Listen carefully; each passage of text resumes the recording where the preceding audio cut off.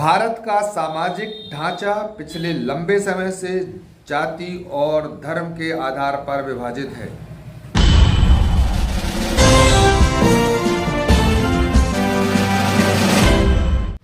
इस विभाजन ने समाज के एक बड़े हिस्से को हाशिए पर ढकेल दिया है, जो कि आज SC/ST और पिछड़ा वर्ग के नाम से जाना जाता है।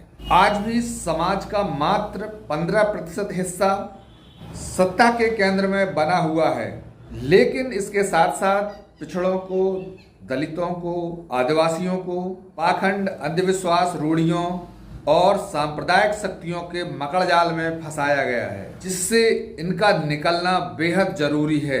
पिछड़े वर्गों के जीवन में अंधविश्वास और पाखंड ने बहुत गहरी जड़ें जमा ली हैं।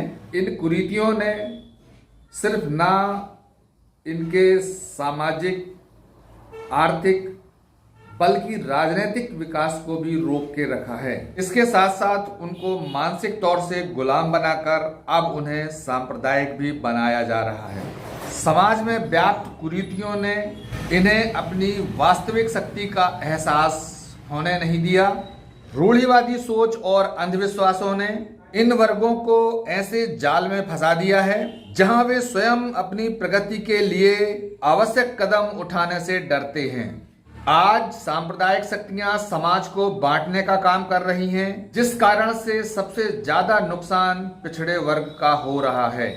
धर्म और जाति के नाम पर समाज को बांटकर इन शक्तियों ने पिछड़े वर्गों को उनके असली मुद्दों से भटका दिया है। ये वर्ग अपनी मेहनत और संघर्ष के दम पर सत्ता में सही प्रतिनिधित्व का हकदार है, लेकिन सांप्रदायिक ताकतों ने उन्हें एक दूसरे के खिलाफ खड़ा कर दिया है। यह समय है जब पिछड़ा वर्ग को पाखंड, अंधविश्वास, रूढ़ियों और सांप्रदायिक शक्तियों के चुंगल से निकलना होगा। उन्हें समझना होगा कि ये तत्व ही उनकी उन्नति में सबसे बड़े बाधक हैं। सामाजिक, शैक्षणिक और राजनीतिक जागरूकता ही वह मार्ग है जो इन्हें इस जाल से निकाल सकती है। पिछड़े वर्गों को शिक्षा और संगठन की ताकत से अपने अधिकारों के लिए जागरूक होना होगा।